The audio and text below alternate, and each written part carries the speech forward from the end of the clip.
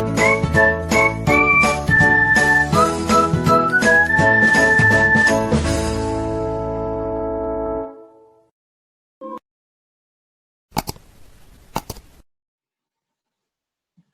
acara inti, yaitu pemaparan materi sekaligus diskusi dan tanya jawab yang akan dipandu oleh moderator Ibu Nur Hamidah selaku Ketua Gugus 16 Kecamatan Ciputat. Kepada beliau kami persilahkan. Bismillahirrahmanirrahim. Assalamualaikum warahmatullahi wabarakatuh.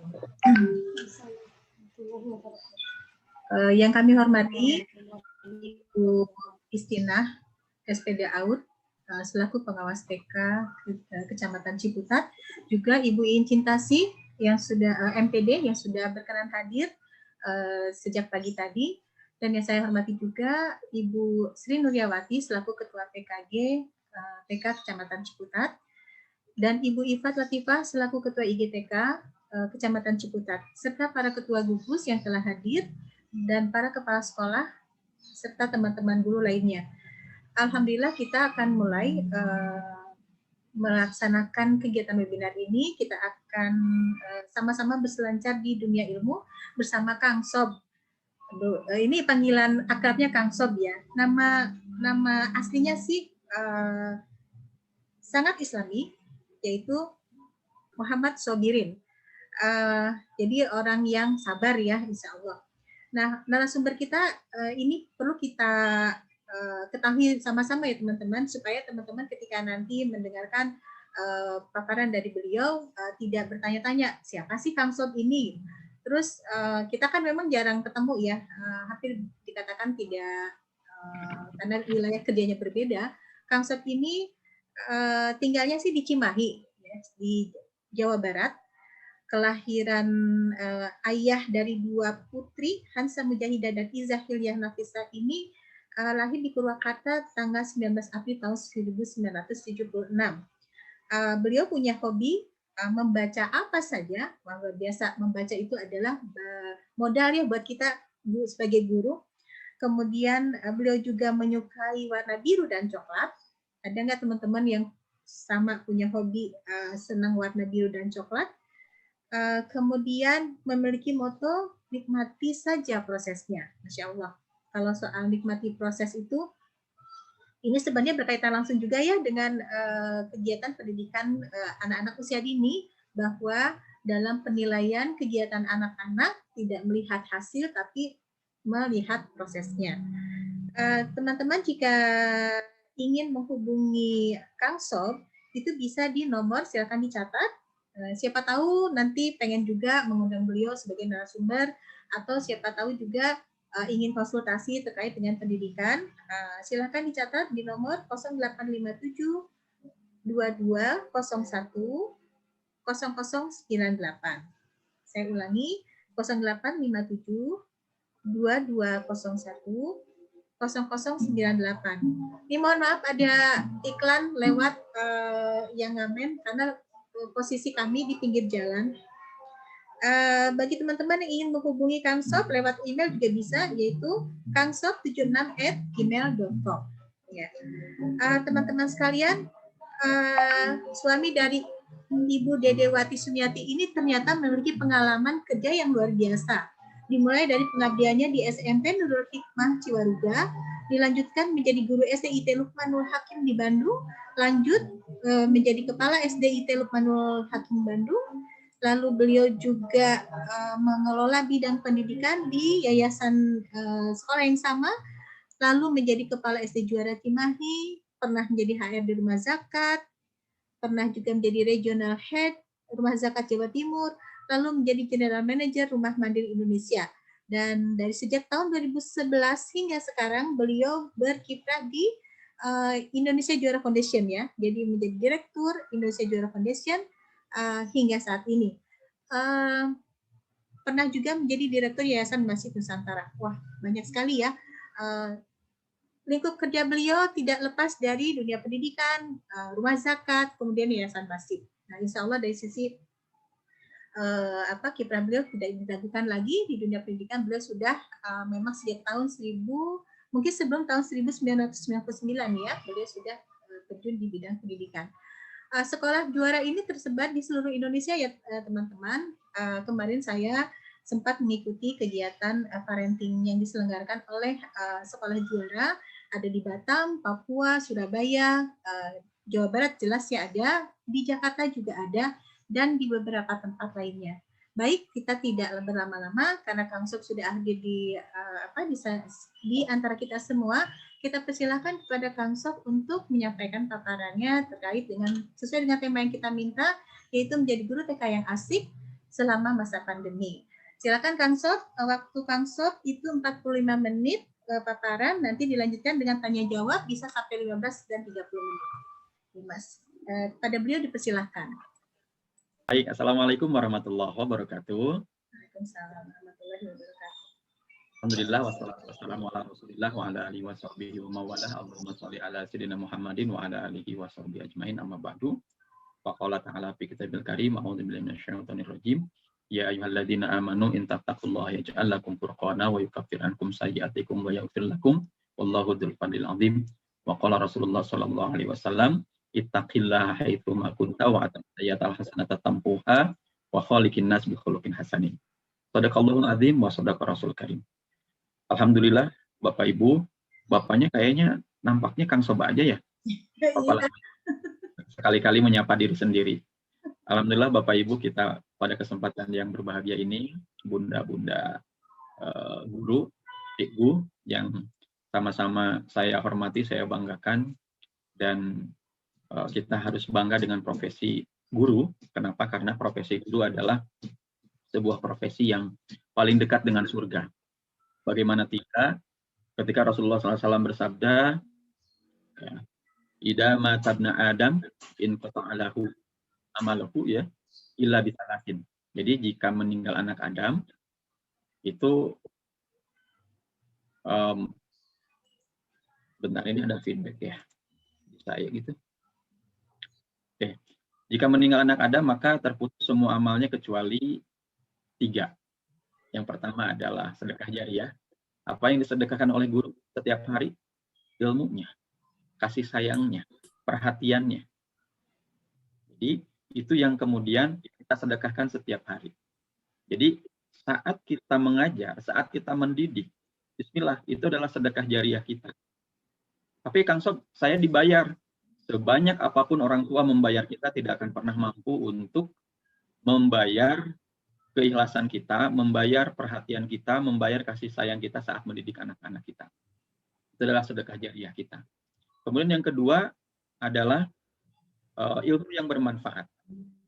Ya, ketika kita mengajarkan kepada anak didik kita, itu satu ilmu, dan ilmu itu dipakai sampai mereka besar, maka kita tetap mendapatkan pahalanya, sekalipun kita sudah meninggal. Gitu. Kemudian yang ketiga adalah anak soleh yang mendoakan. Jadi ketika kita sudah meninggal, ada anak-anak didik kita yang soleh. Makanya ketika kita mengajar itu, hadirkan kepada anak-anak didik kita, anak-anak nanti tetap ya, tolong doakan Bu Guru ya, supaya ketika nanti Bu Guru sudah meninggal pun doa kalian itu akan nyampe kepada Bu Guru walaupun Bu Guru sudah tidak ada.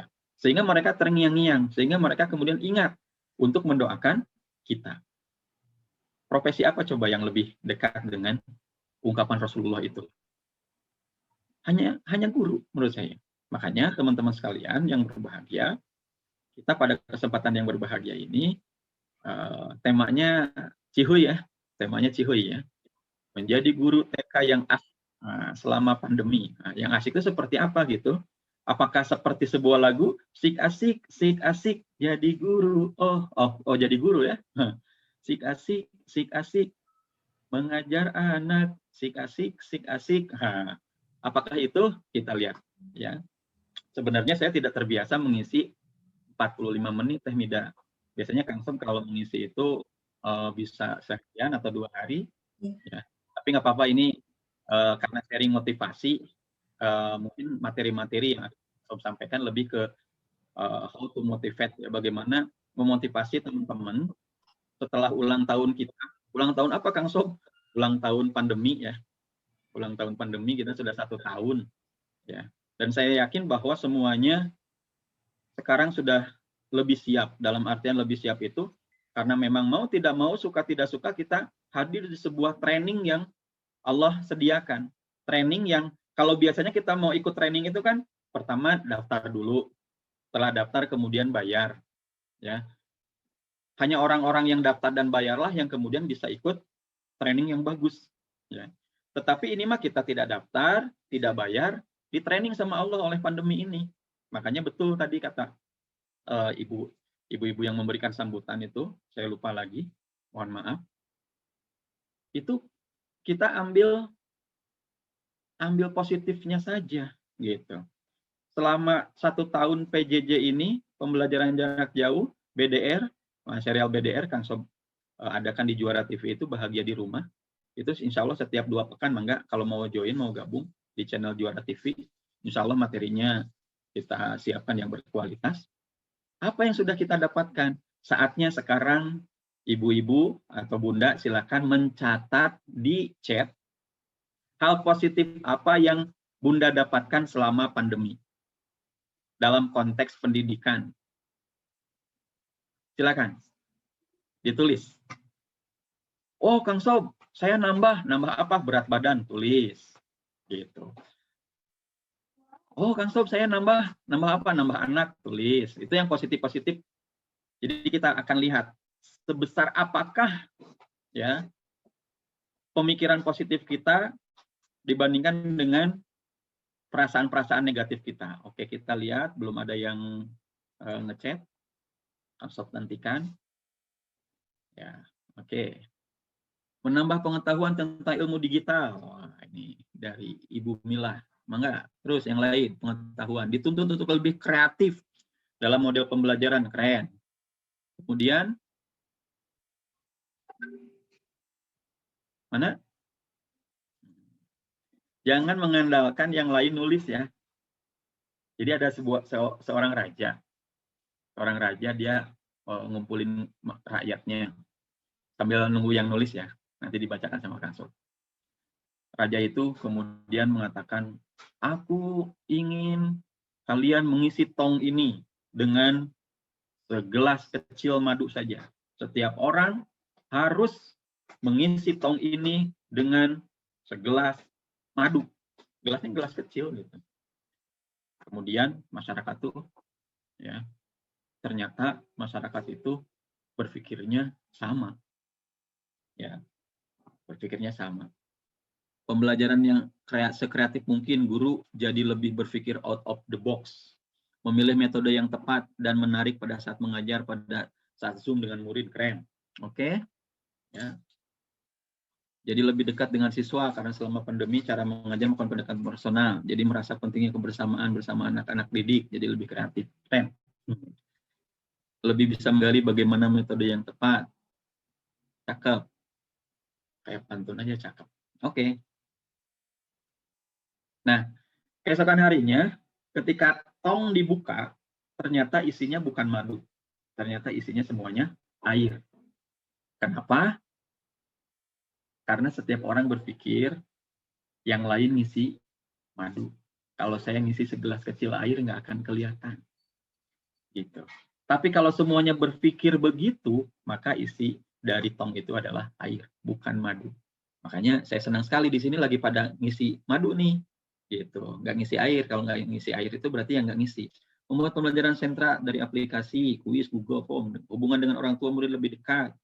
Hal positif selama pandemi menjadi diri ini lebih bersabar dalam menghadapi anak ketika pembelajaran virtual dan menenangkan beberapa kekhawatiran orang tua. Wah, keren nih. Bersabarlah. Innallaha ma'as sabirin. Karena sesungguhnya Allah bersama sabirin, ya. Oke. Apalagi? Nah, sip. Udah ya, cukup ya. Kalau Next Carlos ya kenal ya, Next Carlos ya. Ya, itu kan dari Tangerang kalau nggak salah ya. Kalau sudah cukup tuh begini. Ya udah, artinya udah selesai makannya. Oke ya. Baik, teman-teman sekalian, yuk mamen. Kita belajar sekarang bagaimana menjadi guru asyik. Mohon maaf karena sinyal di Kang Sob lagi agak jelek, kalau nanti agak putus-putus saat share screen, mohon maaf. Bismillahirrahmanirrahim. Menjadi guru TK yang asyik di masa pandemi. Nah, jadi teman-teman sekalian, kita hari ini webinarnya motivasi. Karena webinar motivasi, maka harus ada yang diukur. Diukurnya adalah skala motivasinya. Kalau hari ini motivasi teman-teman itu ada di angka berapa, maka pastikan sesudah ini harus naik. Kalau nggak naik berarti acara ini gagal. Kalau acara ini gagal berarti penyebab kegagalannya adalah pembicaranya. Ya. Nah, kalau pembicaranya yang gagal, sebenarnya ada penyebab utamanya, adalah yang ngundang. Salah ngundang gitu aja sih, sederhana. Jadi kalau menyalahkan itu gampang loh. Kalau menyalahkan itu gampang, ya. Yang menantang itu adalah ketika kita saling mengapresiasi, ketika kita saling menghargai, ketika kita saling mensupport. Kalau saling menyalahkan paling gampang. Dan di dunia ini nggak ada satupun yang mau disalahkan, ya. Nggak ada satupun yang mau disalahkan. Oke. Nah, ini sudah dibacakan tadi sama oleh ya, bukan sama. Oleh Teh Mida. Ya. Ini ada video tapi nanti aja lah. Waktunya 45 menit. Nah, teman-teman sekalian, jadi ketika kita mau jadi guru asyik itu kita harus menikmati. Kenapa sih tiba-tiba saja film India yang jumlah lamanya itu berapa? Perasaan film India nggak ada yang kurang dari 3 jam deh. Ya. Film India itu rata-rata 2,5 jam sampai 3 jam. Kenapa kita kemudian yang suka India nih, yang suka India, kalau yang suka Korea juga berjilid-jilid, berepisode-episode itu bisa ditongkrongin, ditonton. Kenapa? Karena menikmati. Gitu. Jadi kalau mau jadi guru asyik itu harus menikmati profesinya, harus menikmati pekerjaannya, dan menjadikan ini sesuatu yang betul-betul passionnya. Karena kalau enggak tersiksa loh, ya tersiksa. Nonton India yang nggak suka India, nonton India 3 jam nggak boleh di skip, gitu. Kebayang kan, Kang Sob yang nggak suka awalnya, tapi kemudian ternyata ada polanya film India itu. 10 menit pertama tonton, oh ini alurnya, oh ini penjahatnya, oh ini yang baiknya, oh ini. Kemudian matiin aja, atau tinggalin. 1,5 jam kemudian datang lagi. Nah itu masa-masa konfliknya. Oh konflik banget, konflik. Kemudian tinggalin lagi. 10 menit mau terakhir, tonton lagi. Itu adalah saat-saat cooling down-nya, saat-saat selesai, saat-saat penjahatnya kalah oleh pemenangnya, saat-saat di mana polisinya datang belakangan setelah urusan semua selesai. Itu. Jadi kalau kita mau skip sebenarnya bisa, karena segala sesuatu itu ada polanya. Ya. Nah, orang yang bisa menikmati proses adalah orang yang dia bisa dirasakan sebagai orang yang asyik dalam pembelajaran. Kalau mau asyik, itu maka kita harus meniadakan 6 kata berikut ini. 1 adalah sulit. Nggak boleh dalam pembelajaran kita kemudian mengatakan ini terlalu sulit. Kemudian sukar. Kemudian susah. Tidak bisa, tidak mungkin, tidak mampu. Ya. Jadi kalau anak-anak kita melihat bahwa kita kesulitan, kita susah, kita sukar, tidak mungkin, maka kita tidak bisa menikmatinya. Kenapa? Karena dalam benak kita tuh sudah diprovokasi oleh ucapan kita, nggak mungkin anak ini bisa. Nggak mungkin anak ini bisa. Nah, itu tuh akan terasa. Jadi, apa yang kita rasakan itu merambat, ada resonansi kepada apa yang dirasakan oleh anak didik kita. Si ibu nggak percaya ke saya, Nah, itu tuh dirasakan oleh mereka gitu. Makanya, kalau ada anak yang, Bu, susah, bisa insya Allah. Tapi Bu susah, coba dulu. Masih susah, coba lagi. Masih susah, coba terus. Begitu. Nah makanya, teman-teman sekalian, pada kesempatan berbahagia ini, kita nikmati saja prosesnya tanpa sulit, sukar, susah, tidak bisa, tidak mungkin, tidak mampu. Nah ini mah pencitraan aja lah. Kita lewat ya. Oke. Nah teman-teman sekalian, ada satu yang ingin Kang Sob sampaikan terkait dengan prinsip kita menjadi seorang guru. A'udzubillahi minasyaitonirrajim. Alladzi khalaqal mauta wal hayata liyabluwakum ayyukum ahsanu amala wa huwal azizul ghafur. Allah yang telah menciptakan al-maut dan al-hayat.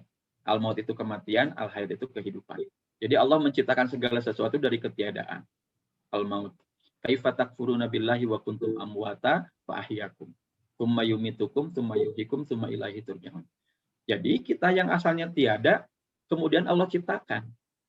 Untuk apa? Liyabluwakum ayyukum ahsanu amal. Untuk menguji siapa di antara kalian yang paling baik amalnya. Nah, makanya kalau kita memilih jalan menjadi guru, apalagi jadi guru TK, mendidik anak di masa golden age, ya, maka kita harus yakinkan diri kita, teman-teman sekalian, bahwa kita harus menjadi guru yang excellent. Guru yang juara, kalau Kang Sob bilang ke teman-teman di sekolah juara.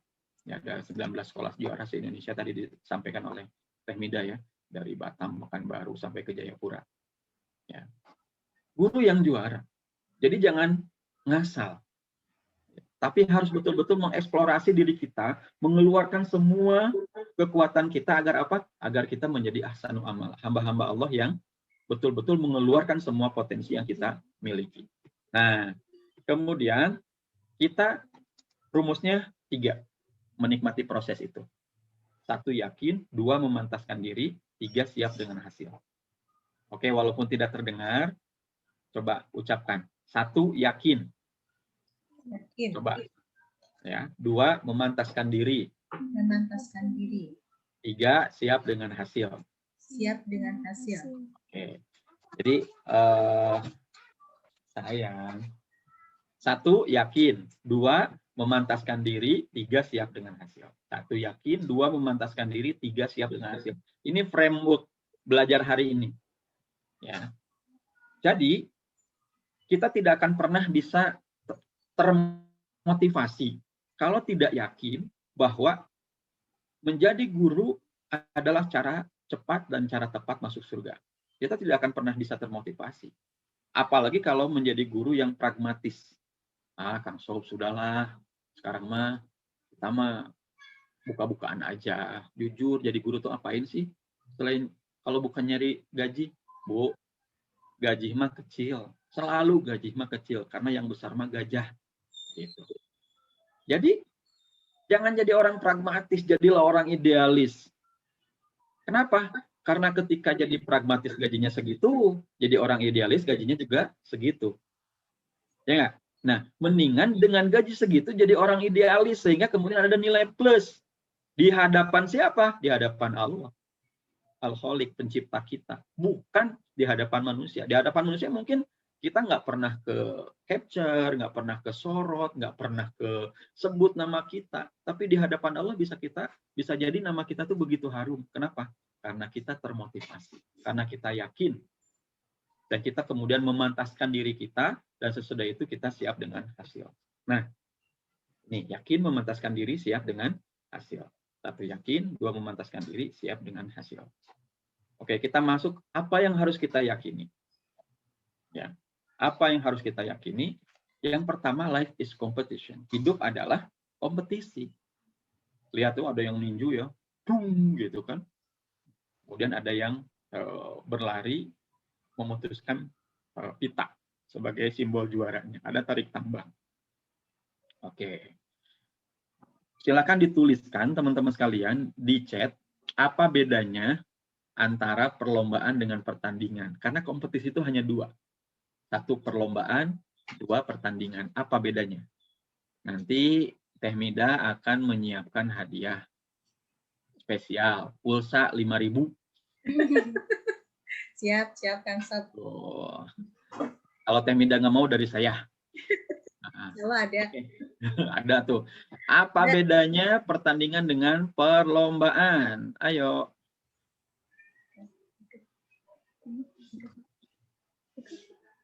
Silakan dituliskan di chat. Oke. Mana pertandingan adalah suatu sistem olahraga yang menggunakan istilah menang, kalah, dan seri. Perlombaan adalah satu cara menang dan kalah tanpa ada istilah seri. Oke, itu dari satu dari Bu Bumi. Nih, baik. Kemudian kita lanjutkan ya. Bismillah. Ketika life is competition, ya, pertandingan itu berhadapan, diametral. A lawan B. Kemudian harus ada yang kalah. Ya, harus ada yang kalah untuk memunculkan pemenang. Kalau tidak ada, kalau seri, kalau draw, maka dia akan diundi pada akhirnya. Kan main bola juga gitu, penalti, kemudian diundi. Sementara kalau perlombaan itu berdampingan, ya, mencapai satu titik, gitu. Ya, mencapai satu titik tuh. Jadi ketika kita mendidik anak itu membuat suasana pertandingan atau membuat suasana perlombaan. Jangan pernah membuat suasana pertandingan, tapi buatlah suasana perlombaan. Dalam Al-Quran itu disebutnya fastabiqul khairat. Ya, berlombalah dalam kebaikan. Karena berlomba dalam kebaikan, maka lawannya, musuhnya itu bukan orang lain, tapi dirinya sendiri. Ya. Life is competition. Tapi beda loh teman-teman sekalian, rasanya saat kita dengan sekolah yang lain. Kadang kita tuh masuk zonanya pertandingan, bukan lagi perlombaan. Contohnya apa? PPDB. Kadang PPDB itu menjadi ajang pertandingan antara satu sekolah dengan sekolah yang lain. Itu udah penuh. Atau misalkan itu setengah penuh, ayo kita, dan sebagainya. Naudzubillahi min dzalik, mudah-mudahan tidak terjadi saling makar antara satu sekolah dengan sekolah yang lain. Masuklah zonanya zona perlombaan, fastabiqul khairat, di mana setiap sekolah menunjukkan keunggulannya sehingga orang tua memilihnya itu karena keunggulan, bukan karena fitnahan ataupun intrik dari sekolah tertentu supaya tidak masuk sekolah yang lainnya, masuklah sekolah ini. Oh enggak. Ya. Life is competition. Hidup itu kompetisi. Walaupun tidak menutup kemungkinan ya terjadi juga seperti itu. Nah, jadi teman-teman sekalian, kalau pembelajaran itu harus memunculkan nuansanya adalah nuansa perlombaan, fastabiqul khairat, bukan suasana pertandingan. Kemudian, ini juga ada video. Ini kita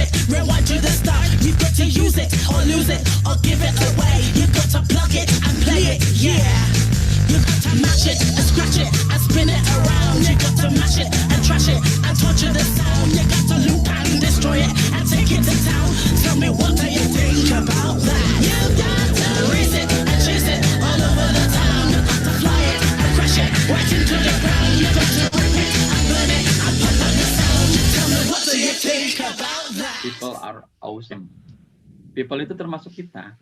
Jadi jangan pernah mendiskon diri kita. Ya, jangan pernah mendiskon diri kita.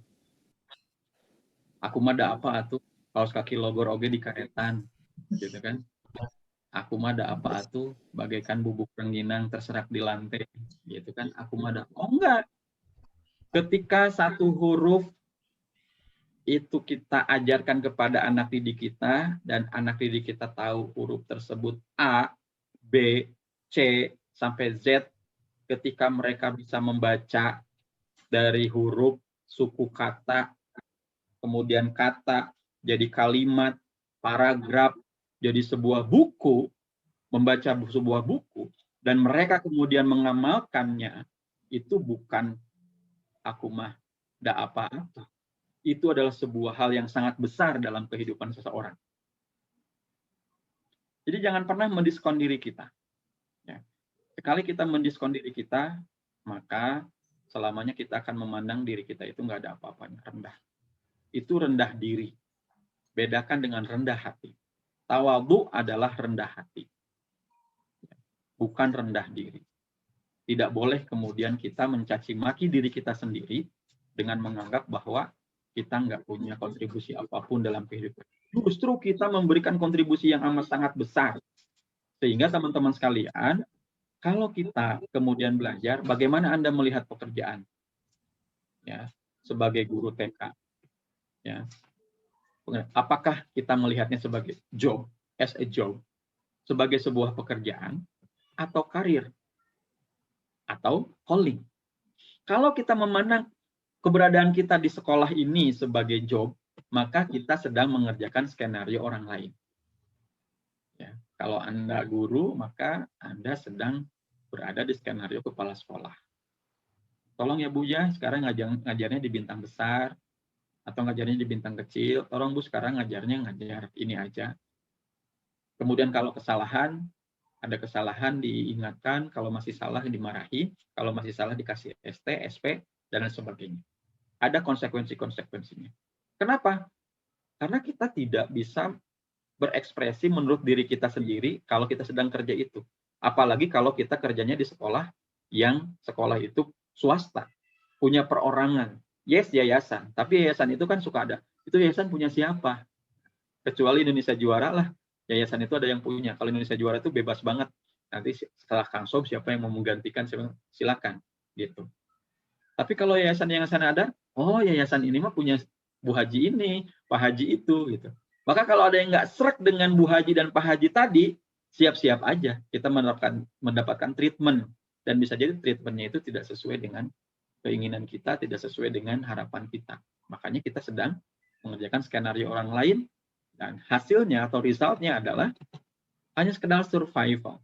Bagaimana kita tidak dimarahin, tidak di ST, tidak di SP, tidak dikeluarkan. Survival aja. Hanya untuk sekedar bertahan hidup. Bagaimana tidak mendapatkan sanksi-sanksi tersebut. Nah, kalau masih di level inilah, maka teman-teman sekalian, kita berada di level terendah. Tidak salah. Tapi ketika kita masih berada di level ini, maka kita agak sulit menikmati proses. Orang mengerjakan skenario orang lain, biasanya kalau kita memandang ini tuh masih suka ngomongin kepala sekolah, masih suka ngomongin yayasan, gitu. Ya. Jadi dia yang paling bawah, gitu. Nggak sulit untuk menikmati. Ya. Nah, kemudian naik ke level kedua, karir. Karir itu berarti sedang mengerjakan skenario diri sendiri. Ya. Nah, hasilnya adalah sukses. Sekarang mungkin saya gurunya guru kontrak, nanti mungkin udah guru tetap, kemudian jadi wakil kepala sekolah kalau ada, kemudian jadi kepala sekolah. Itu karir. Ketika kita ingin dan jadi, itu namanya sukses. Jadi sukses adalah bertemunya keinginan yang jadi kenyataan. Itu sukses. Ya.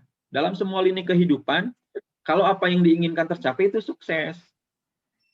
Gitu. Jadi bukan hanya hal-hal yang positif, yang negatif pun sukses. Orang ini sukses bunuh diri. Ya. Dia ingin mengakhiri hidupnya, kemudian sama Allah diizinkan meninggal, berarti dia sukses. Ingin sesuatu, kita tidak dulu lihat value-nya, ya, nilainya. Bebas nilai dulu lah, katakanlah. Dia sukses, karena apa yang diinginkannya tercapai. Gitu. Nah, pertanyaan besarnya, apakah orang yang sukses itu selalu bahagia? Atau sukses itu identik dengan bahagia? Temida, orang yang sukses selalu bahagia nggak? Orang yang sukses selalu bahagia nggak? Nggak selalu, tapi paling tidak pada saat-saat tertentu, saat dia merasa suksesnya, dia akan bahagia. Oke. Tapi kalau menurut saya, kalau saya sendiri karena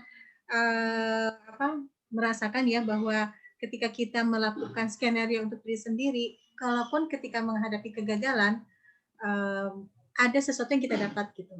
Oke. Jadi gitulah. Oke, siap. Ya. Kalau gagal itu berarti nggak sukses. Kenapa? Karena apa yang diinginkan itu tidak tercapai. Tapi bisa jadi bahagia. Dan orang yang sukses belum tentu bahagia. Contoh begini, ada orang pingin posisi tertentu, ya. Ketika sudah nyampe posisi itu dia dilantik, kemudian ini gaji kamu sekian. Oh ternyata gajinya nggak jauh beda dengan waktu posisi sebelumnya, tapi tanggung jawabnya jadi jauh lebih besar, gitu. Langsung pucat, langsung, aduh, mural gitu kan. Ternyata gajinya, tunjangannya nggak sebesar yang dibayangkan, tapi tanggung jawabnya semakin besar. Dia sukses, tapi tidak bahagia. Akhirnya dia bilang, tolong kembalikan saya ke posisi semula. Berarti dia tidak bahagia dengan posisi yang sekarang, gitu. Nah, makanya kalau mau bahagia, teman-teman sekalian, jadikan keberadaan kita di tempat ini adalah sebagai calling, yaitu panggilan. Panggilan itu kalau kita mengerjakan skenario Allah Subhanahu wa Ta'ala. Ya. Sehingga pada posisi apapun, punten kalau misalkan ada di sini juga yang jadi household atau OB atau apapun, ketika dia yakin bahwa dirinya itu adalah profesi sekarang adalah panggilan dari Allah Subhanahu wa Ta'ala, maka hasilnya adalah bahagia. Gitu. Jadi jangan sampai ya ketika kita berada di sebuah tempat itu kita tidak bahagia. Ciri bahagia apa? Ciri bahagia adalah ketika kita mampu menjawab pertanyaan itu, satu, dengan sebuah keyakinan, dua, dengan memberikan nilai lebih pada apa yang kita kerjakan. Contoh, apa kerjaan kamu? Gitu kan? Ketika kenalan dengan seseorang, atau misalkan ketemu alumni dan sebagainya, kamu kerjanya apa sekarang? Lalu, ya apa? Guru TK. Nah itu belum bahagia. Ya, belum bahagia.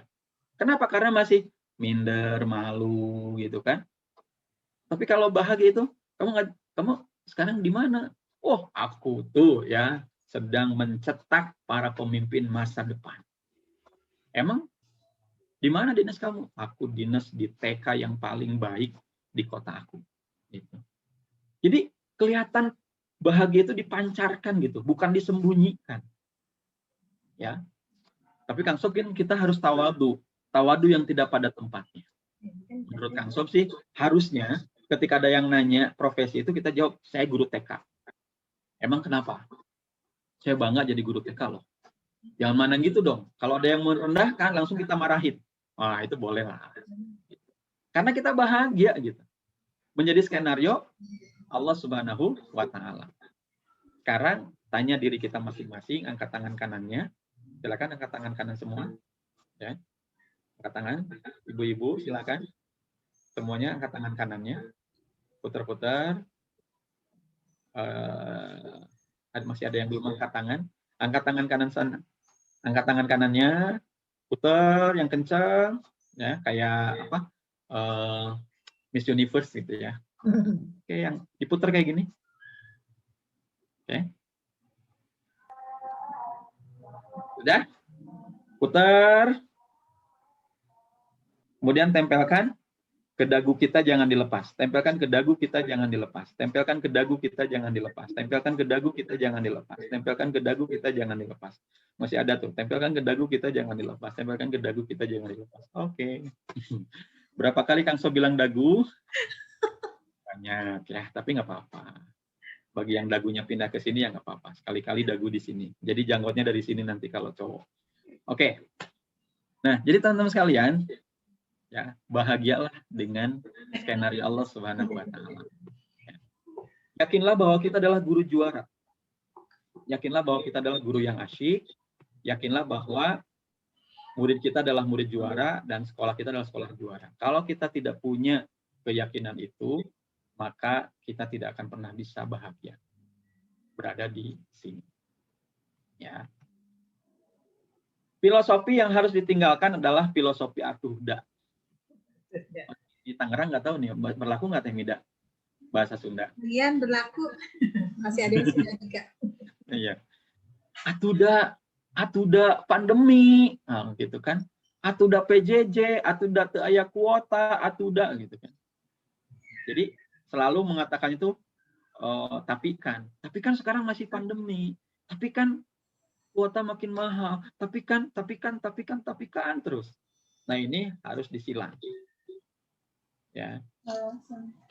Kalau kita yakin bahwa Allah selalu memberikan yang terbaik buat kita, jangan pakai tapikan, tapi pakailah sanajan. Ya. Walaupun gitu.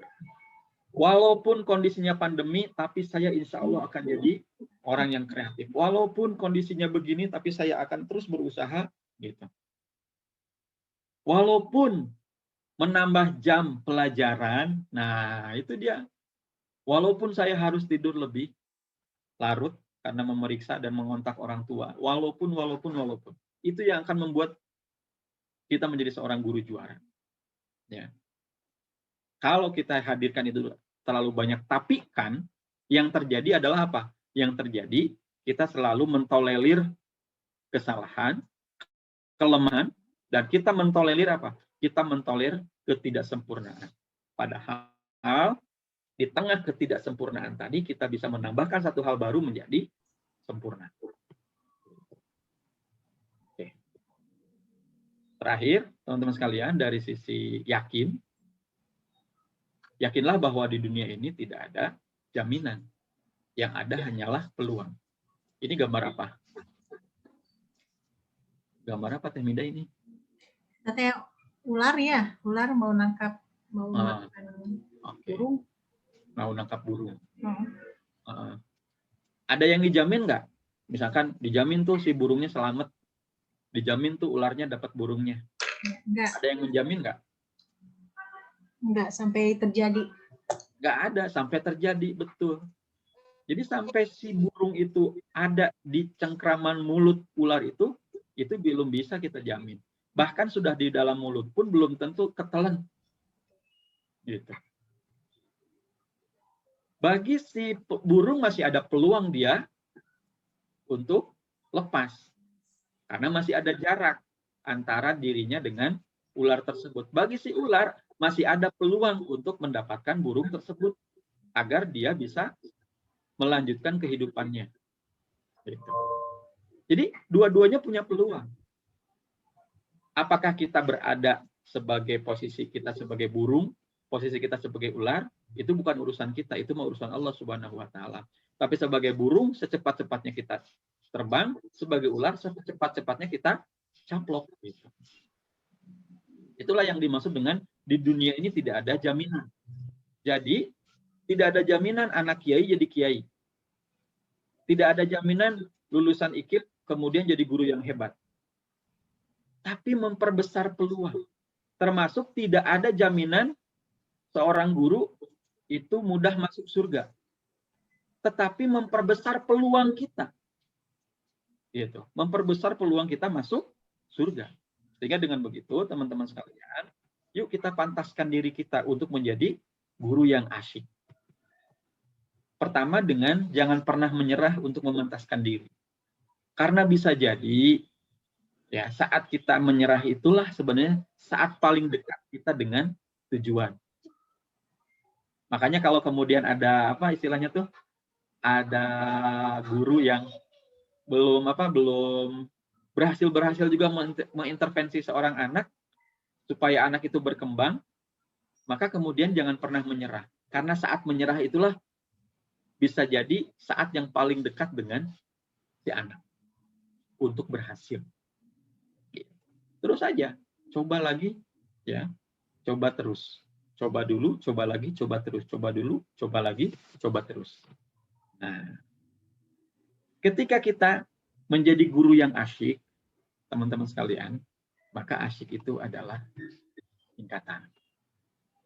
Teh Mida mungkin ngasih tema juga belum tahu singkatannya apa ya. Guru asyik itu adalah guru yang antusias. apapun kondisinya dia harus antusias. Karena antusias itu menular. Sama dengan kemalasan menular. Semangat itu menular. Antusias itu menular.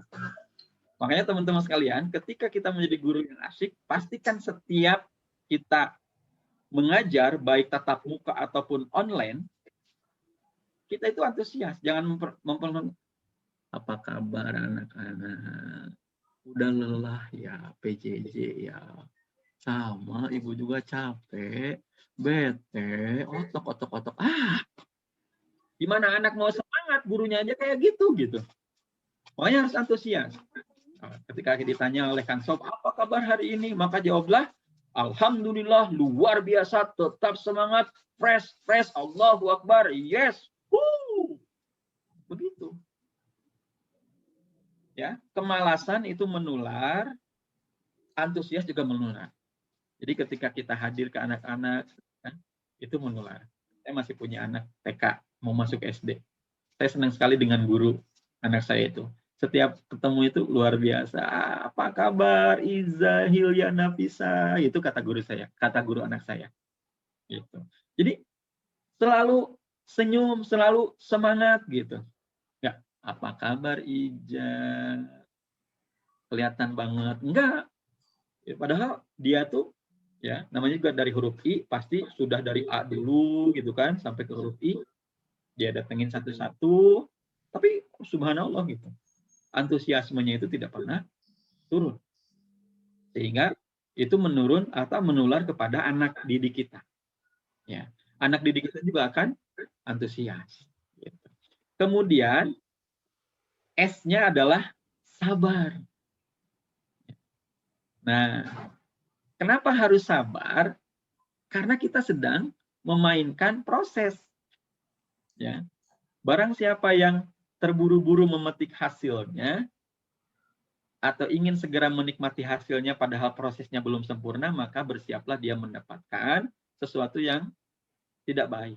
Contoh, ya, buah yang diperam dengan buah yang matang di pohon itu pasti beda. Pasti beda enaknya. Pasti beda nikmatnya. Buah yang diperam itu ada kemungkinan manis, ada, tapi tidak akan semanis buah yang matang di pohon.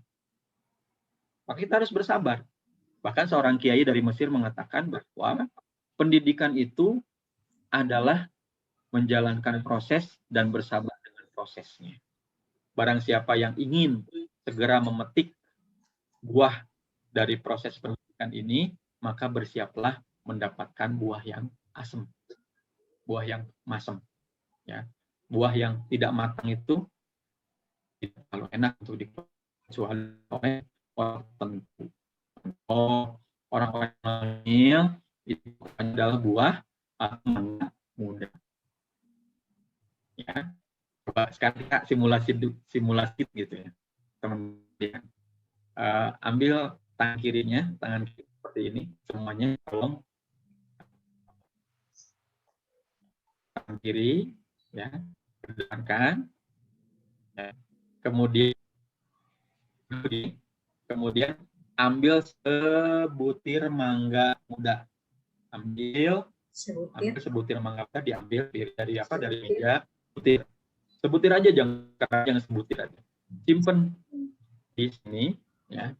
Ambil mangga muda yang masih putih warnanya, kemudian dekatkan ke hidung kita, ya, sudah. Nah, cium, bau mangga muda, sudah mulai keluar air liurnya. Oke, kemudian kita ambil pisau, tangan mengambil pisau, kemudian kita kupas sedikit, kupas, silakan dilakukan, kupas. Mangga muda yang masih putih, kecium tadi asamnya. Udah, simpan lagi pisaunya. Kemudian dekatkan yang sudah dikupas itu ke hidung kita. Kemudian jilat mangganya. Apa rasanya, Teh Mida? Asam. Udah mulai keluar Elionya. Iya. Apa ya, keluar Itulah hebatnya otak kita. Oke.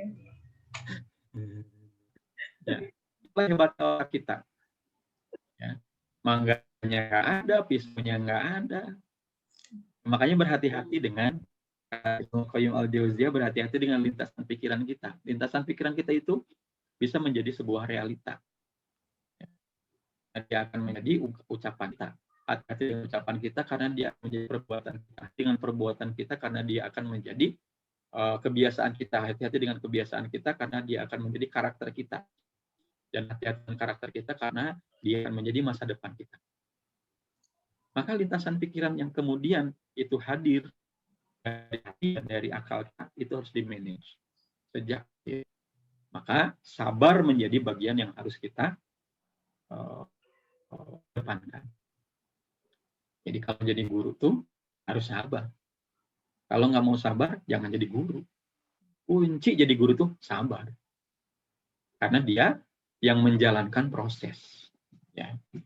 Yang paling tidak sabar adalah orang tua, biasanya. Ya kan? Ketika teman-teman anaknya itu sudah bisa apa, anaknya belum bisa, maka dia kemudian mengintimidasi, menuntut sekolah, menuntut guru untuk menjadi anaknya seperti anak yang lain. Nah, disitulah juga kita menjadi guru yang sabar. Yang ketiga adalah yakin.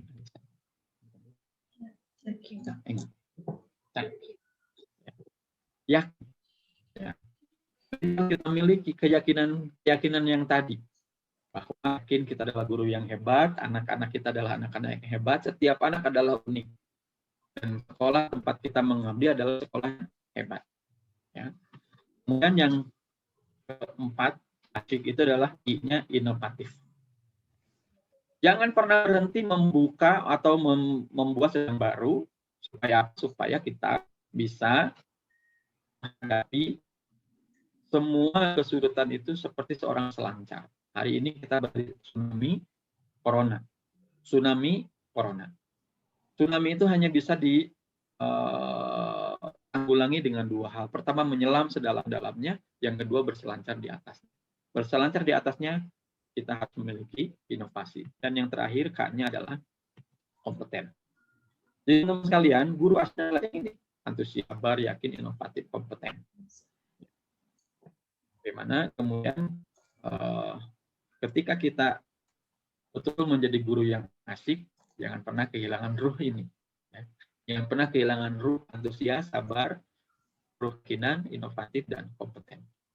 Jadi, tadi ya, ibu kita itu kadang sudah sesuai kompetensinya SPD usia dini ini. Itu merupakan bagi ikhtiar kita menjadi orang-orang yang kompeten. Nah, bagaimana caranya kita menjadi orang asyik teacher? Ya, ini kita percepat karena waktunya juga sudah start with 3M. Mulailah dengan 3M. Mulai dari diri kita sendiri, mulai dari yang kecil, dan mulai dari sekarang. Know yourself, know your team, know your enemy, upgrade your competence, win your battles, then you will win the war. Gitu.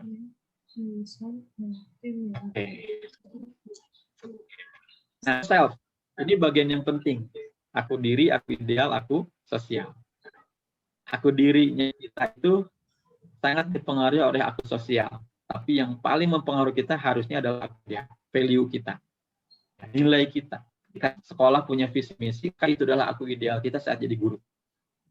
Punten kalau ada sekolah atau guru-guru yang belum hafal dengan visi misi lega, belum hafal dengan visi misi sekolah, maka itu bagian yang harus dipertanyakan aku ideal. Karena itu adalah bagian dari yang menjadi motif dalam proses pembelajaran di sekolah. Ya. Know your team. Dengan siapa kita itu kemudian berjuang. Tim itu adalah together, everyone, more. Bagaimana kita bisa masing-masing betul-betul ya bekerja sama mencapai lebih. Nah, teman-teman sekalian, di sini saya tolong saya tolong sebagai simulasi tim di chat. Nah, di chat ya. Kalau teman-teman menuliskan siapa teman satu aja ya, nggak boleh lebih dari satu. Setiap orang menuliskan sebuah nama yang menjadi teman yang menginspirasi dia. Tuliskan namanya. Silakan di chat. Saya sangat terinspirasi dengan ibu ini, bunda ini. Mau pakai alasannya boleh, gitu. Saya bacakan. Nanti kan sama.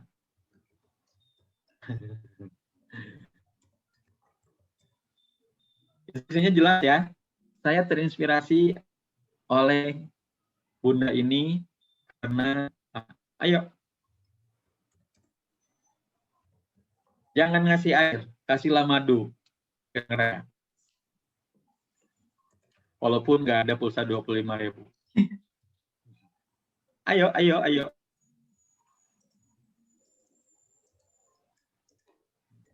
Bingung kan untuk siapa yang menginspirasi kita, karena kita selama ini selalu merasa kita yang menginspirasi mereka.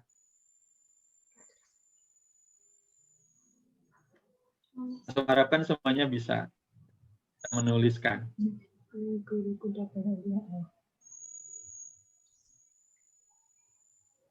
Belum ada yang masuk. Belum ada yang masuk. Bunda Japri. Oh, sorry.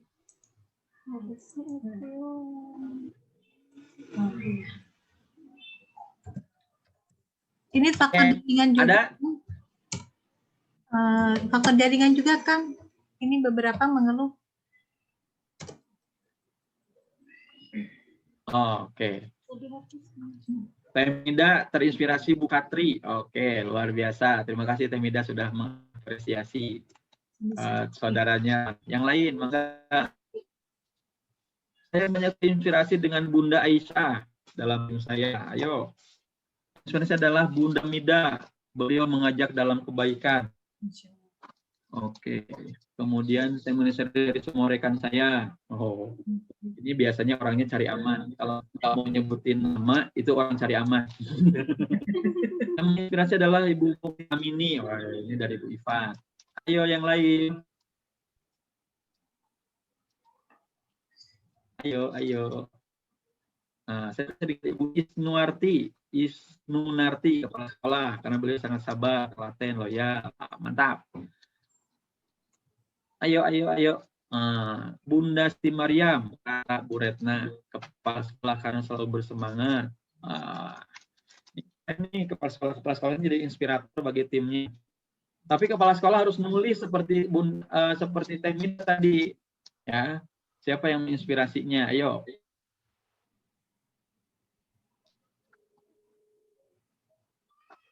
Oke. Kang Sob, ya, jaringan. 5 menit lagi, 5-7 menit lagi ya, Kang. Nanti kita tanya jawab. Oh, siap. Siap. Bunda Aisyah. Oke. Siap. Oke, kita lanjutkan. Nah, teman-teman sekalian, know your team. Sekarang know your enemy. Enemy di dalam pendidikan itu nggak ada kecuali di kita sendiri. Ya. Jadi musuh pendidikan itu adalah diri kita. Karena yang biasa menjatuhkan kita adalah diri kita sendiri, bukan orang lain. Gitu. Kemudian upgrade dan kompetensi. Ya, upgrade kompetensi kita. Ini adalah bagian yang harus kita upgrade. Feeling. Yang pertama kita harus upgrade feeling kita. Yang tertarik itu menarik. Kenapa yang tertarik itu menarik? Ya. Karena ketika kita ketemu dengan anak kita, kalau kita mau menarik anak itu, maka kita harus tertarik kepada anaknya. Ih, pitanya bagus banget.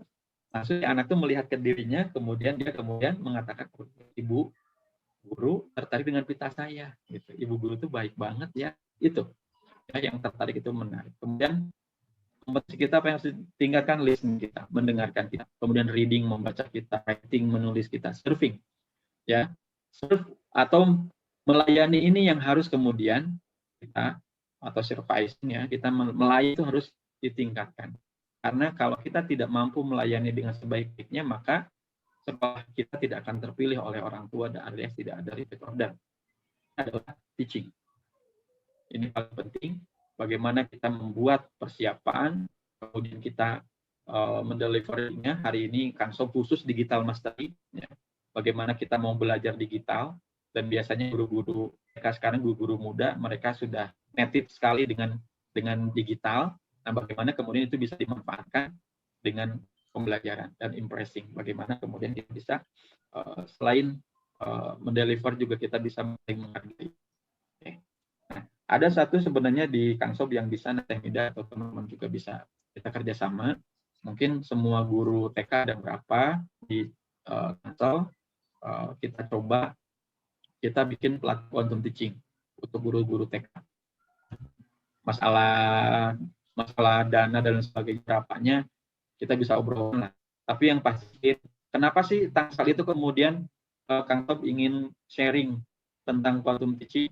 Karena di Tangsel itu ada sekolah juara, ada TK juara. Ya, hari ini juga hadir. Terima kasih Teh Mida sudah mengizinkan guru-guru juara untuk berguna. Bukan gugusnya ya. Yeah. Tapi ini bagian dari sinergi kita. Nah, jadi kita akan belajar bagaimana sesungguhnya kalau mau jadi guru asli itu harus masuk ke dunia mereka. Masuklah kita ke dunia mereka, bawalah mereka ke dunia kita, hantarkan dunia kita ke dunia mereka. Jadi asas utama dari quantum teaching. Kemudian ya, prinsipnya adalah segalanya berbicara, segalanya bertujuan, alami baru namai, akui setiap usaha, jika layak dipelajari maka layak pula dirayakan. Ini bagian prinsip-prinsip kalau mau jadi asik teacher itu begini. Nah, orkestrasi landasan yang kukuh, bagaimana kita bekerja sama orkestrasi landasan, kemudian warna yang menggairahkan, presentasi yang prima, itu dari quantum teaching. Terakhir, teman-teman sekalian, karena waktunya juga udah habis, ketika kita mau jadi guru yang asyik, maka jadilah guru yang bisa melayani semuanya. Ya, bisa melayani semuanya. Jangan mentang-mentang guru visual, maka anak yang dilayani adalah visual saja. Makanya tadi Kang Sob itu ada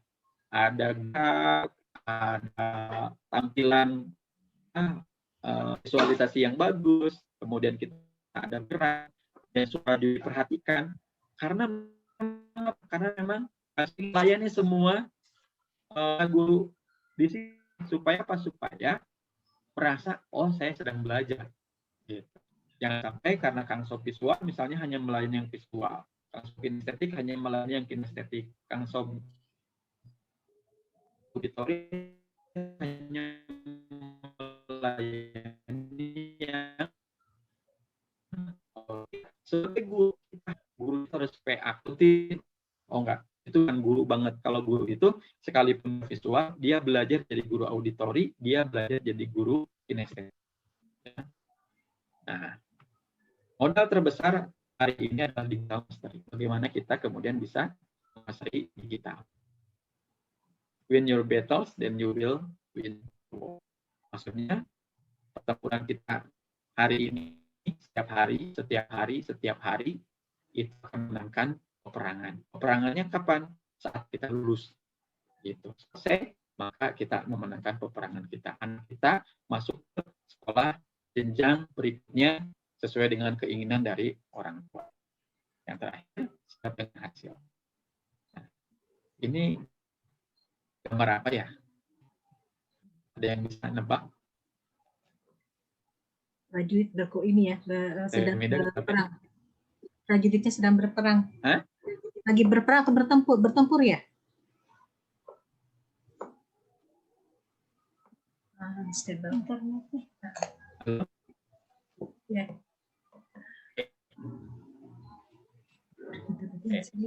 Kalau kita lihat ini adalah gambar jengger ayam. Ayamnya di mana? Ayamnya ada di luar, dilihat dua orang. Kalau kita zoom lagi, ya, maka anak ini ada di dalam ruangan. Kalau kita zoom lagi, ternyata anak-anak itu berada di sebuah peternakan. Peternakannya adalah peternakan mainan yang sedang dimainkan oleh seorang anak perempuan. Anak perempuannya itu ternyata adalah cover dari sebuah majalah yang sedang dipegang oleh seorang anak yang tidur di sebuah kapal pesiar. Nah, kapal pesiarnya ini berada di tengah lautan. Ya. Dan merupakan bagian gambar di sebuah bis atau tram tengah kota, dan tengah kota ini adalah gambar di sebuah televisi yang sedang ditonton oleh seorang koboi. Koboinya berada di tengah padang pasir. Padang pasir ternyata adalah perangko dari sebuah surat yang sedang dipegang oleh Pak Pos. Pak Posnya berada di sebuah pantai, ya, yang sedang dilihat oleh seorang pilot helikopter, ya, pilot sebuah pesawat yang tinggi sekali. Nah, syukur, sabar, istiqomah, tetap dalam jamaah, maksudnya adalah berkolaborasi dengan yang lain. Jangan sampai kita ada di gugus tapi tidak ikut kegiatan gugus. Kalau kita ada di CD, tidak ikut di CD. Kalau kita berada di sebuah kota, ikutlah. Jadi selalu kita masuk ke wilayah itu. Jangan autis, asik sendiri, karena permasalahan pendidikan tidak bisa diselesaikan dengan sendiri. Itu saja teman-teman sekalian yang bisa Kang Som sampaikan. Mudah-mudahan bermanfaat. Assalamualaikum warahmatullahi wabarakatuh.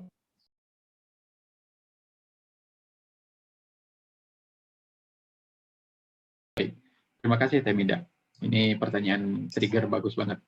Jadi setiap lembaga itu punya visi misi, ya.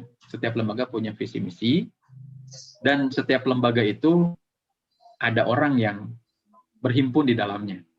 Nah, lembaga itu akan melesat, lembaga itu akan melejit kalau orang-orang yang berhimpun di dalamnya itu memiliki aku ideal yang sama. Ya, aku ideal yang sama.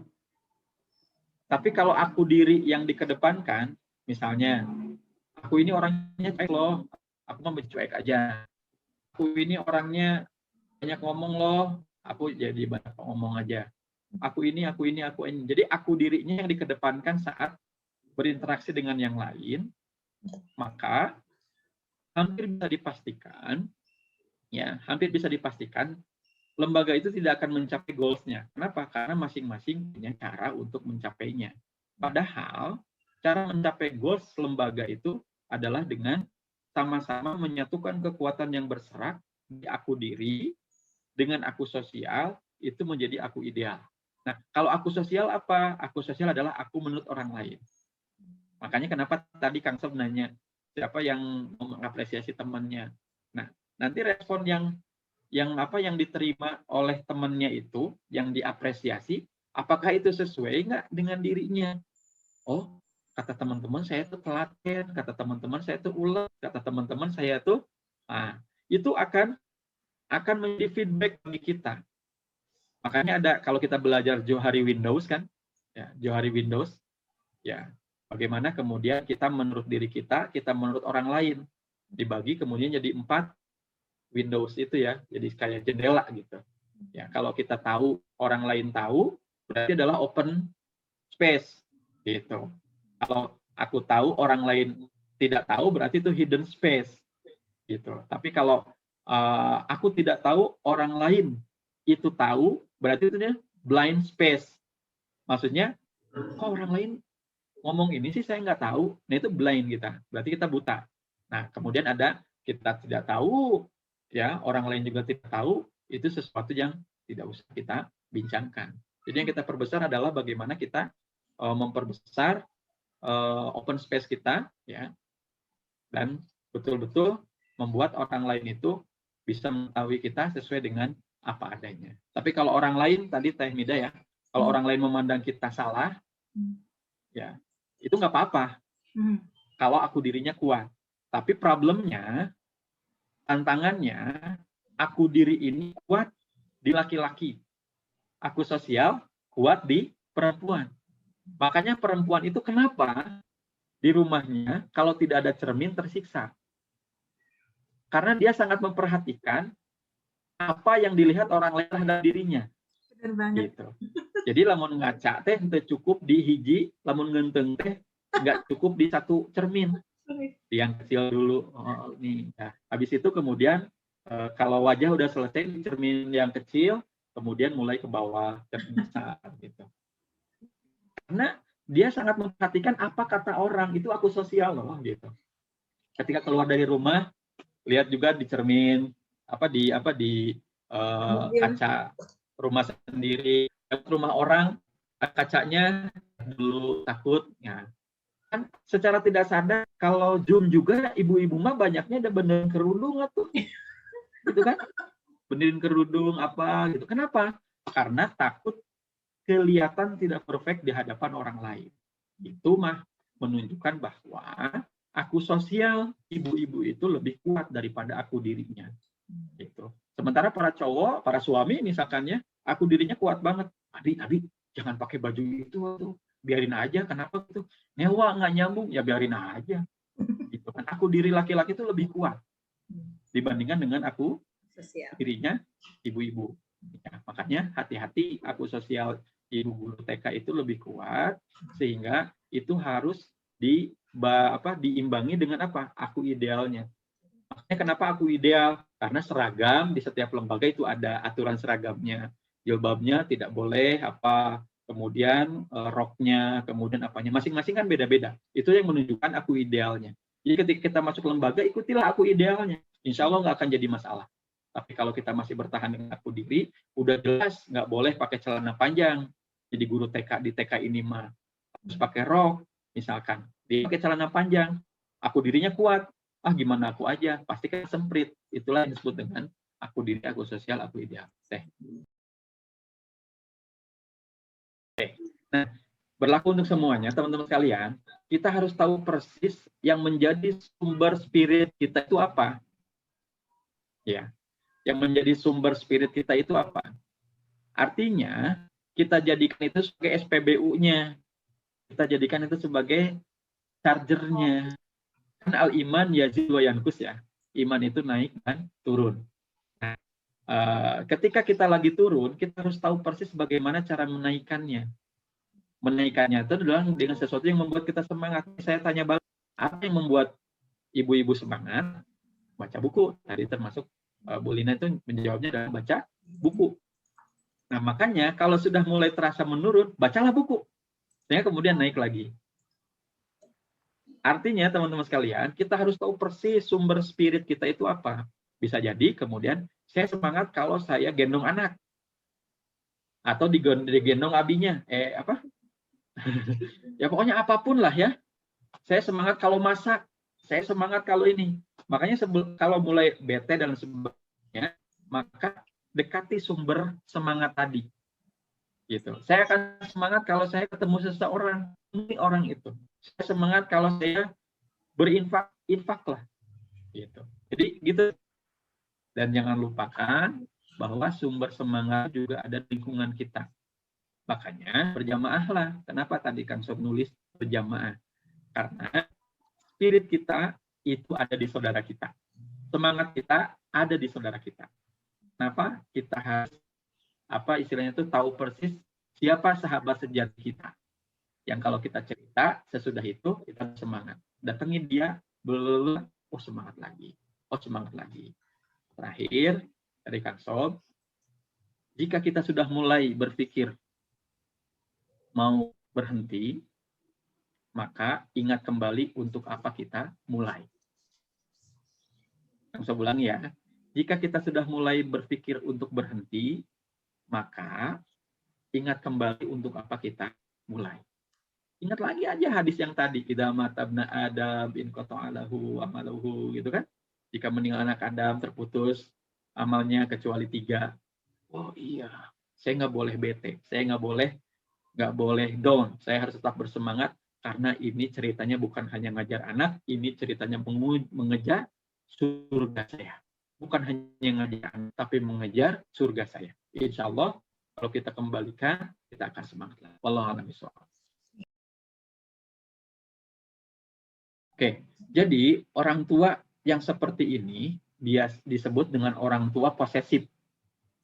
Ya, dia memiliki keyakinan memiliki keinginan orang tuanya harus ikut. Anaknya harus ikut dengan keinginan orang tuanya. Nah, ini kuncinya adalah di komitmen awal masuk sekolah. Gitu. Itu kuncinya. Jadi salah satu kunci kita tanda komitmen antara orang dengan sekolah nih. Salah satunya adalah ada poin di mana ketika orang tua menitipkan anaknya kepada sekolah, maka orang tua mengikuti semua proses atau prosedur yang diberlakukan di sekolah, termasuk kalau di sekolah juara nih ya, menghadiri parenting school. Nah, saat parenting school itulah kemudian undang pemateri yang membahas khusus tentang ini, bahwa anak itu bukan punya orang tua, bahwa anak itu bukan milik orang tuanya, bahwa anak itu titipan saja untuk orang tuanya. Sehingga kemudian kasih materi-materi tips mendidik anak. Ya, SD itu masuk SD 100% orang tua, masuk SMP 75%, kemudian masuk SMA 50%, kuliah hanya 25% orang tua. Sehingga si orang tua itu diajari tapi tidak dengan pedagogi, diajarinya dengan andragogi. Ya, bukan andagrogi ya, tapi andragogi. Bagaimana mendidik orang dewasa, yaitu menggunakan lisan para ahli. Begitu. Makanya jangan ngasih tugas. Jadi kalau ngasih tugas kesannya searah pembelajaran itu. Tapi belajar bareng. Ya. Ya. Gimana belajar online-nya itu enjoy. Ya. Se-enjoy-enjoynya online tidak bisa menggantikan tatap muka. Jadi Kang Sob itu kan di sekolah juara ada 3A yang dikembangkan, akademik, Al-Quran, akhlak. Ya, akademik bisa by online. Ya, Al-Quran juga bisa. Tapi akhlak itu yang nggak bisa ditanamkan. Makanya sabisa-bisa umaha carana atau gimana caranya ada tatap muka yang kemudian akhirnya jadi home visit. Saat itulah ketemu. Nah, memastikan anak itu enjoy belajar online, ini memang sesuatu yang menantang. Pertama, perhatikan waktu. Jangan terlalu lama. Ya. Kemudian, semakin sedikit peserta yang online, semakin bagus. Artinya betul tadi, pendekatan adalah personal. Kan Sob baca tadi, ada yang salah satu komennya itu, bisa lebih dekat karena lebih personal. Karena memang begitulah karakteristik online itu, harus personal. Jangan membayangkan anak-anak TK, ya, jangankan 5 orang, 3 orang saja sudah kebanyakan.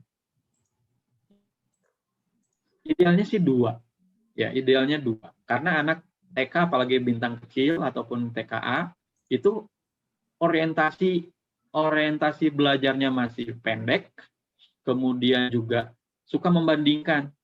Termasuk contoh, anak saya kemarin komplain ke gurunya, kenapa aku tuh kalau baca tilawati selalu terakhir, yang lain dulu selalu duluan. Jadi kan personal touch yang dibutuhkan oleh anak saat online. Makanya ya Bunda dari TK Arya Putra, gimana supaya anak enjoy belajar online? 1, lebih personal. 2, durasinya jangan terlalu lama. Kalau anak tuh lebih lama mainnya, yes, nggak apa-apa. Ya, nggak apa-apa. Yang penting anak itu disapa setiap hari, dan untuk memastikan semuanya baik-baik saja itu saat apa? Saat kita home visit. Ya sederhana teh, fokus dengan sekolah sendiri, gitu. Jadi mainlah dengan sekolah sendiri. Kalau hari ini toiletnya masih belum bersih, gitu kan? Maka bersihkan, gitu. Kan jadi perlombaan. Perlombaan itu akhirnya kita berlomba dengan diri sendiri, bertanding dengan diri sendiri. Kalau kemudian kita lihat, toiletnya di situ mah kayak hotel, kita juga bikin. Akhirnya kan jadi distract kita tuh. Ya, jadi keganggu dengan keberadaan sekolah yang lain. Tapi kalau kita fokus dengan layanan kita sendiri, peningkatan layanan, ya di daring misalkan, di daring. SD Juara Bandung itu untuk menyempurnakan layanannya, sampai bikin aplikasi sendiri. Ya, sampai bikin aplikasi yang bisa di Google diunduh di Google Play. Jadi orang tua itu betul-betul intensif dengan wali kelasnya dari mulai bangun tidur sampai mau tidur lagi, dia ngisi dan itu nggak pernah kita melihat sekolah lain ada nggak pernah kita peduli. Yang kita pedulikan adalah sekolah kita hari ini harus lebih baik dari hari kemarin, ya, dan besok harus dipastikan lebih baik daripada hari ini. Jadi fokuslah dengan diri kita sendiri. Maka dengan begitu kita insya Allah bisa melayani orang tua dengan sebaik-baiknya. Ingat loh, kalau mau memenangkan kompetisi, maka yang harus dimenangkan adalah hati orang tua. Secanggih apapun strategi PPDB kita, tapi kalau orang tua itu pada kecewa, maka marketer sekolah sesungguhnya adalah orang tua. Orang tualah yang dia akan merekomendasikan atau tidak merekomendasikan. Karena dia adalah konsumen kita, dia adalah customer kita, ya, maka layani dengan sebaik-baiknya, layani dengan seprofesional mungkin, insya Allah Teteh akan memenangkan pertandingan tanpa menyakiti siapapun. Gitu. Oke, supaya kita tidak betean kalau menghadapi, supaya tidak bete berarti jangan bete. Itu aja jawabannya. Ya kan? Caranya cenakan. Hah? Ya jangan bete aja. Oke, baik. Kalau mau panjang, ya kalau pendeknya jangan bete kan? Kayak jangan marah, gitu kan? Kata Rasul jangan marah. Paroda dan miroron, maka diulang berkali-kali jangan marah, atau jangan marah walakal jannah, bagimu surga. Nah, tapi ketika kita mengungkapkan jangan bete, itu memang tidak sesimpel, syarahnya panjang banget. Nah, apa sih yang membuat kita bete? Ya, apa yang membuat kita bete? Yang membuat kita bete itu adalah karena kondisi ruhiyah kita, kondisi psikologis kita sedang tidak siap menghadapi permasalahan mengajar. Makanya, agar tidak bete, awali hari-hari kita itu dengan awal terbaik. Bagi orang Muslim, pastikan ketika dia bangun lebih awal, qiyamul lail atau sholat witir, kemudian sholat subuh, kemudian tilawah. Itu kunci. Ya. Karena kalau sudah melakukan itu, tambah lagi infak di pagi hari, maka tidak akan pernah meleset janji Allah dan janji Rasul. Ketika kita memulai hari-hari kita dengan ibadah, hari-hari kita dengan zikrullah, dengan sedekah, maka Allah menjaga hari-hari kita. Seharian, termasuk saat kita ngajar, itu dihindarkan dari kebetean. Jadi fondasi yang paling awal itu adalah ruhiyah kita. Bagaimana kalau orang-orang baratnya yang disebutnya psikologis ya. Kita ruhiyah kita juga dulu yang harus. Makanya jangan menyepelekan sholat subuh tepat waktu. Jangan menyepelekan baca Quran, jangan menyepelekan zikir pagi-pagi. Ada yang menyebutkan al-masurat. Jangan menyepelekan infak pagi-pagi karena itu akan mempengaruhi keseluruhan hari kita. Gitu. Itu yang pertama ya. Kemudian yang kedua, jangan pakai perasaan kalau ngajar itu. Tapi pakai rumus ini nih, Bu Is, pakai rumusnya ini, Bu Is. Ya. See what you see, hear what you hear, feel what you feel. Jadi, see what you see, hear what you hear, feel what you feel. Lihat apa yang kamu lihat, dengarkan apa yang kamu dengarkan, dan rasakan apa yang kamu rasakan. Cukup. Tidak usah menyimpulkan dengan sesuatu yang di luar di luar kendali kita. Contoh, ketika kita WA ataupun ketika kita telepon orang tua, Bun, mohon maaf sekarang bentar lagi jadwal putrinya ya untuk setoran hafalan.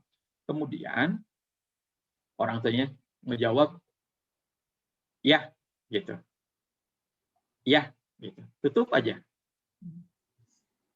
Oke. Nah, kadang kita itu kenapa jadi bete? Karena menafsirkan terlalu berlebihan. ada apa dengan saya? Dia kecewa gitu selama ini dengan layanan saya, atau anaknya mengadu, ya, anaknya mengadu nggak suka dengan saya gitu. Belum, kita mikir, itu yang bikin bete. Gitu. Tapi kalau kemudian see what you see, hear what you hear, ya, feel what you feel. Mohon maaf, ada pesawat lewat. Ya. Maka simpulkan aja, oh anaknya sudah siap sebentar lagi untuk dihubungi. Selesai. Gitu. Yang membuat kita itu bete adalah kita mentafsirkan lain-lain. Gitu. Atau kita minta tolong ke teman kita, tolong saya nggak bisa masuk, nggak bisa ngajar si Fulan nih, ini masih ini. Kemudian temannya yang ditelepon itu, aku juga masih sibuk, tapi nggak apa-apa, nggak apa-apa. Sebenarnya sih sibuk, tapi nggak apa-apa. Gitu. Jadi yang kita ambil adalah yang nggak apa-apanya. Jangan, jadi nggak enak minta tolong ke teman, jadi nggak enak.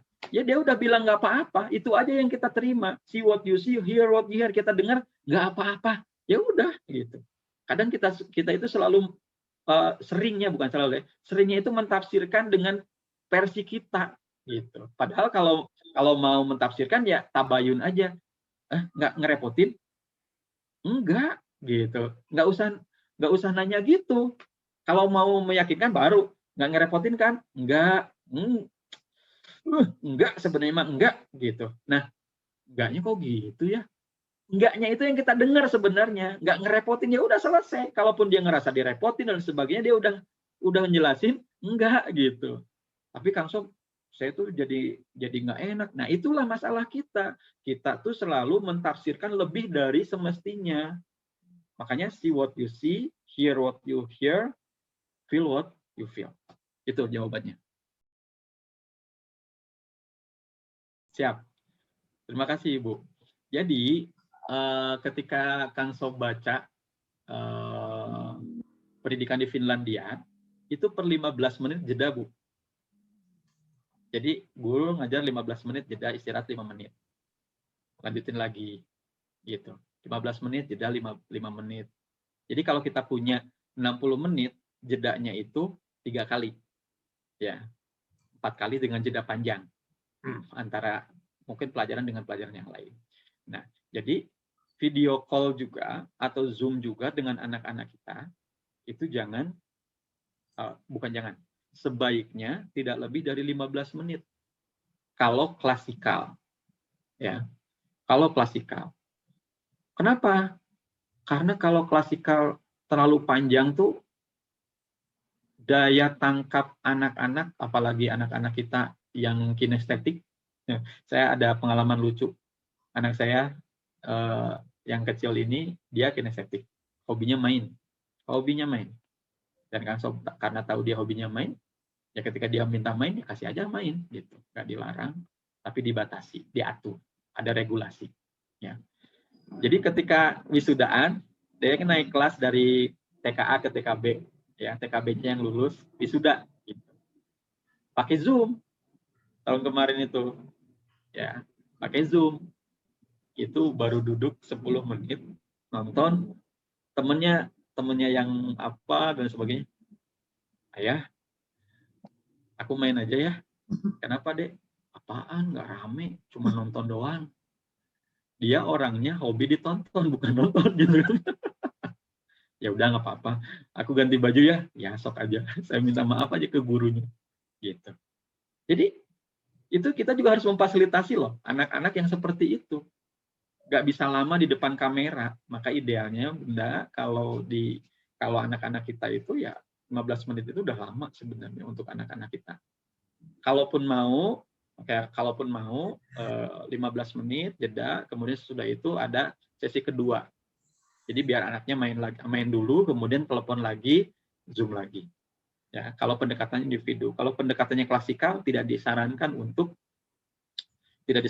TK klasikal itu. Karena walau bagaimanapun, tadi Kang Sob bilang ya maksimal itu 3 TK itu, anak-anak TK itu.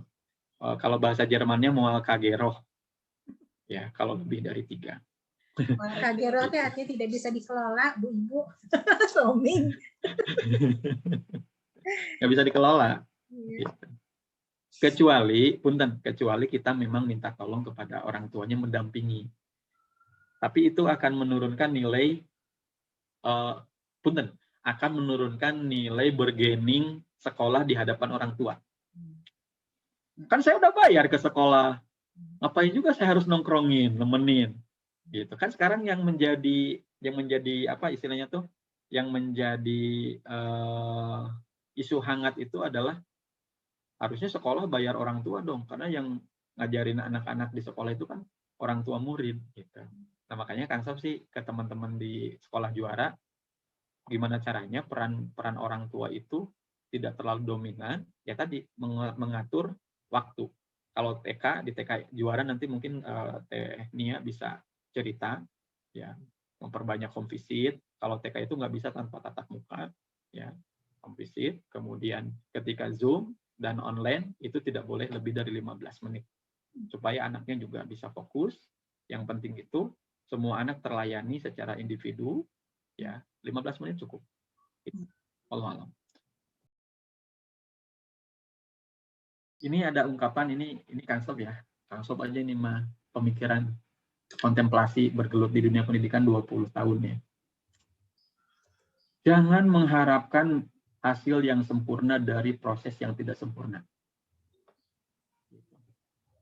Jadi, kenapa sih nikmati saja prosesnya? Bukan nikmati hasil. Karena kita tahu persis bahwa dengan proses yang tidak sempurna, ya, tapi kita berharap hasil yang sempurna, itulah yang akan membuat kita bete, gitu. Makanya dari awal kita sudah tanamkan, ya Allah, ini teh prosesnya tidak sempurna ya Allah.